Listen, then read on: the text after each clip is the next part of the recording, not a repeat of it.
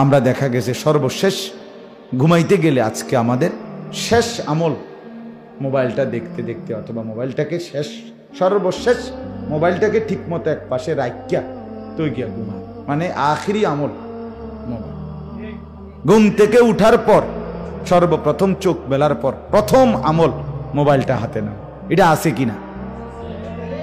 না না, মানে এটা আসেনি জাগাত যেটা থুইছিলাম হতার আগে, এটা আবার হাতে নিয়ে নিশ্চিত হয়েছে। এরপরে লড়াচড়া দেয়, কথাবার্তি কর, বা জিডে পেশাব করো, টয়লেটে যাক, জিডেই করো, এটা পরে। আগে আমার যে জন্য আমি পৃথিবীতে আসছি এটা আছে কিনা আমার, আমি আসছি মোবাইলের জন্য।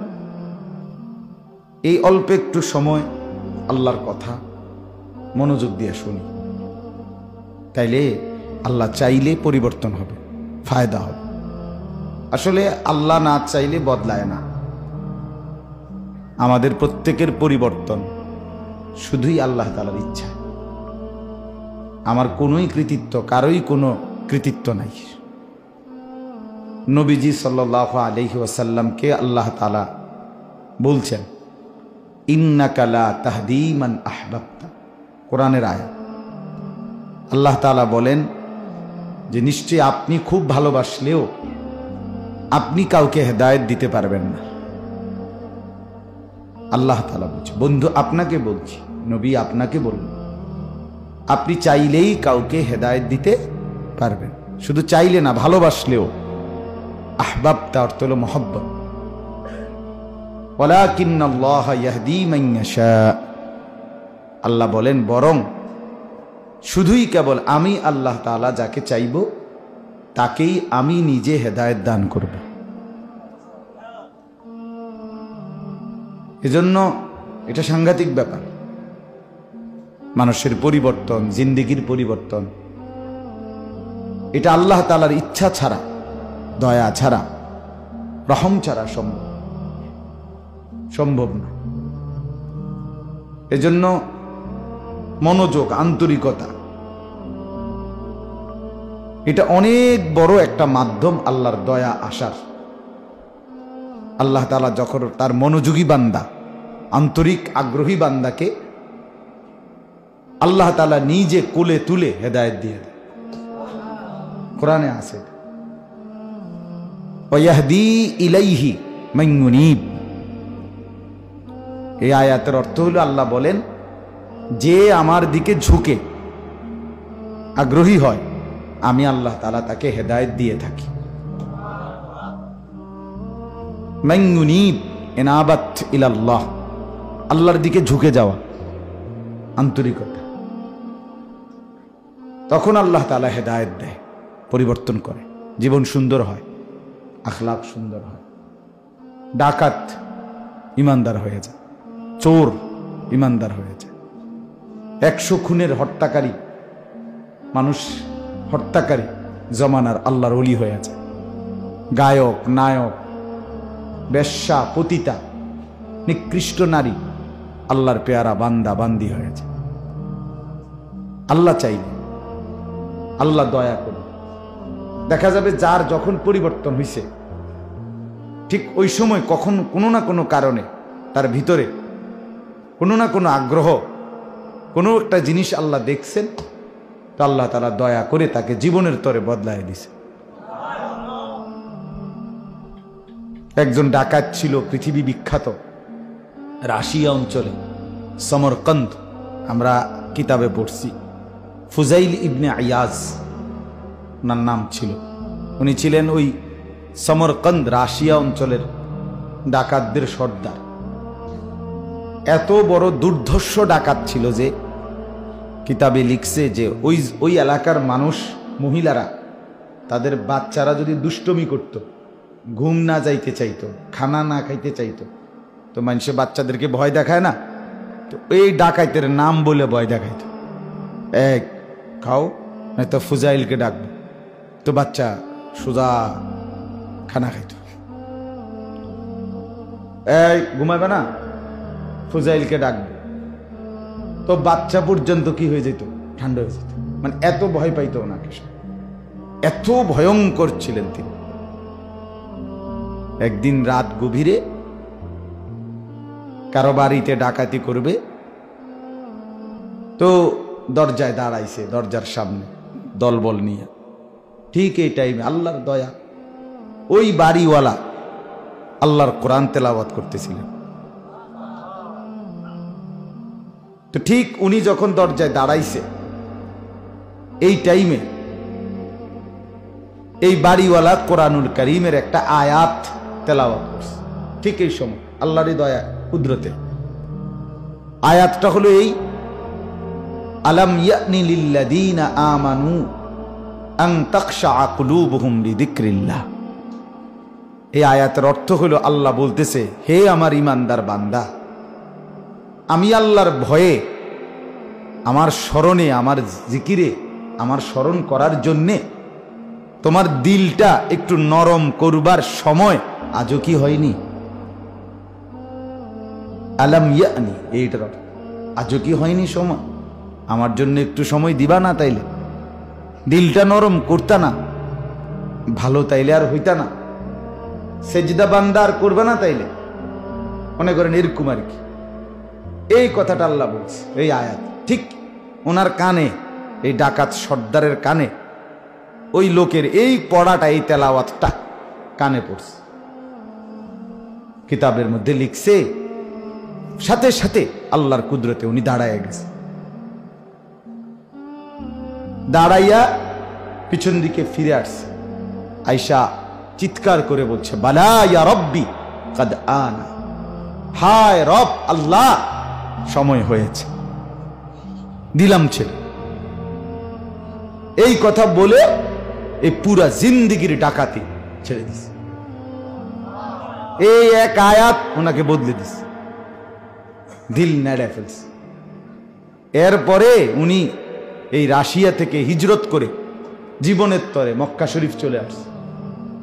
কাবা ঘরের পাশে থাকতেন, মক্কা নগরীতে থাকতেন। পরবর্তীতে জামানার পৃথিবীর শ্রেষ্ঠ আল্লাহর ওলিদের একজন এই ডাকাত হয়েছে, ফুজাইল ইবনে ইয়াজ রাহমাতুল্লাহ আলাইহি। এখন সব কিতাবে ওনার নাম আছে, আউলিয়াদের নামের মধ্যে, জীবনীর মধ্যে ওনার নাম মাস্ট বি আছে, আমরা বহু পড়ছি। তো যখন উনি মক্কায় থাকতেন, পরবর্তীতে যখন আল্লাহর ওলি হয়েছেন, তো ওই জামানার বাদশাহ উমাইয়া খলিফা মারওয়ান ইবনুল হাকাম, বাদশাহ ওনার সাথে দেখা করতে আসতেন। তো যখন আসতো দেখা করতে বাদশাহ, তখন বাদশাহ এই ফুজাইল ইবনে ইয়াজের জুতা খুঁজে নিয়া এই জুতা দুইটা বুকের সাথে লাগাইয়া দাঁড়ায় থাকত, যে আমি হযরত আপনার জুতার থেকে বরকত নিতে চাই। একদিন সে ছিল কি ডাকাতের সর্দার, আল্লাহ তাআলা বদলে দিছে। এই জন্য ভাইয়া এটা জরুরি, এই আমার এই জন্য কথা, এটা মোবাইলটা তোমার হাতে থাকবে, তুমি এটার দিকেও নজর দিবা, আমার দিকেও নজর দিবা, পরিবর্তন হবে না। সময় যাবে, জীবনটা শুধু এই মোবাইলের এই এক নেশার মধ্যে আটকায়। এটা কিন্তু ইন্টারনেট মানে জালের মধ্যে আটকায় ফেলে। ঘুঘু কিংবা পাখি জালের মধ্যে আটকায় গেলে তার বের হইতে পারে না, সে যতই ছুটাছুটি করে আরো জাল পেঁচায়, ঠিক না? এটা এমন, এটার থেকে বের হওয়া যায় না। একটার পর একটা, একটার পর একটা ছবি, একটার পর একটা কথা, একটার পর একটা, এই কত কিছু। আমি একদিন জিজ্ঞাসা গেলাম যে ইউটিউব ফেসবুকে এত কিছু কেমনে দেয়, দিল কেমনে এত কম সময়? তো পরে আমি বুঝছি এটা যে মূলত কোম্পানি যদি দিত তাহলে এত তাড়াতাড়ি পারল না। মূলত কোম্পানি অন্যরা দেয়, হেরারও টাকা দেয়। অর্থাৎ যার কাছে যা আছে তথ্য, ছবি, বর্ণনা, সব কিছু আপনি এটা দেন আমগো কাছে, আপনি দিবেন, আপনারে আমরা টাকা দিব, মানে কোম্পানি টাকা দেয়। বুঝছেন এই হিসাব?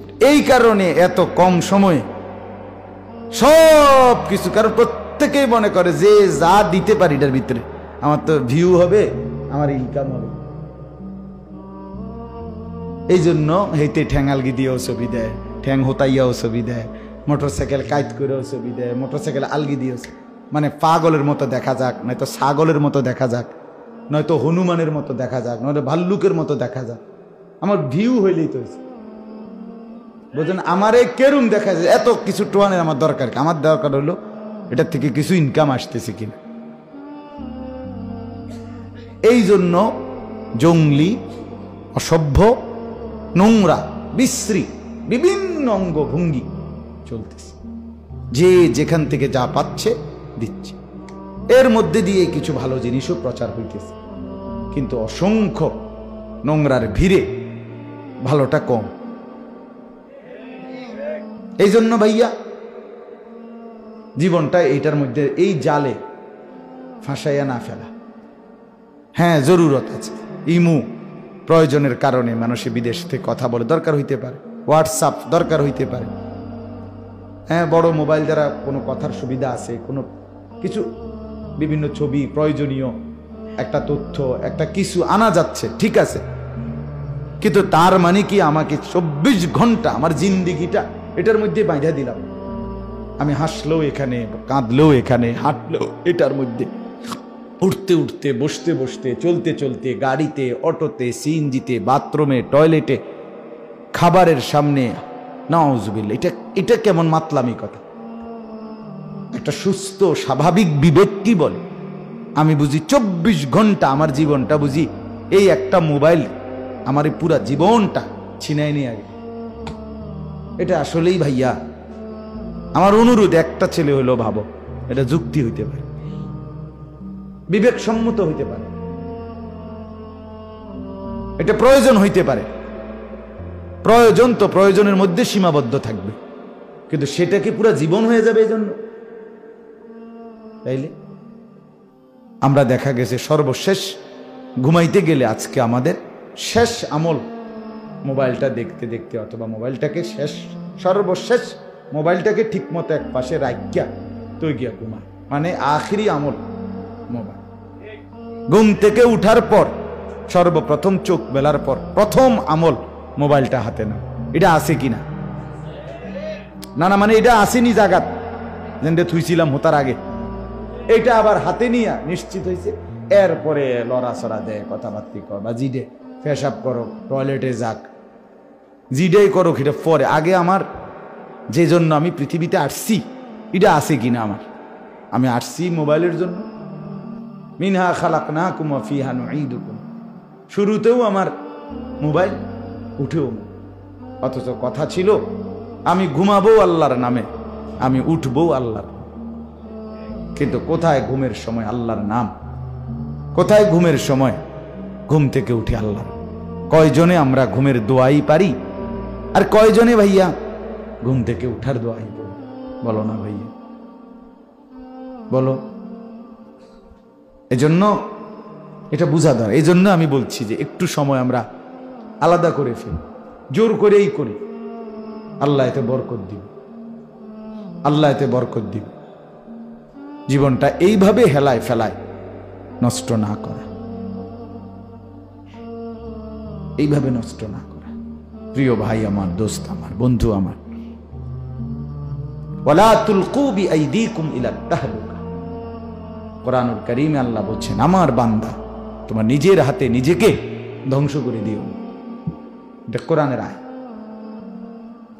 তোমার নিজের হাতে তোমাকে তুমি ধ্বংস করে দিও না, এত বরবাদ করে ফেলো না নিজে। এই জন্য আমরা, আমার অনুরোধ, একান্ত প্রয়োজনে মোবাইলটা ব্যবহার করে, এটাকে কষ্ট করে, হিম্মত করে যে না, আমি আমার প্রয়োজন ছাড়া, দরকার ছাড়া মোবাইলটা ব্যবহার করব।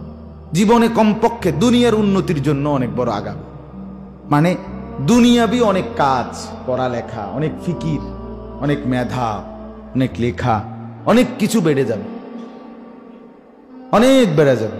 দুনিয়ার বরকত হবে, কাজের বরকত হবে, ইনকাম, উপার্জন, পড়ালেখা, সব কিছুতে বরকত হবে। আখিরাতের বরকত তো আছেই। তোমার জীবন তো ফ্রি না।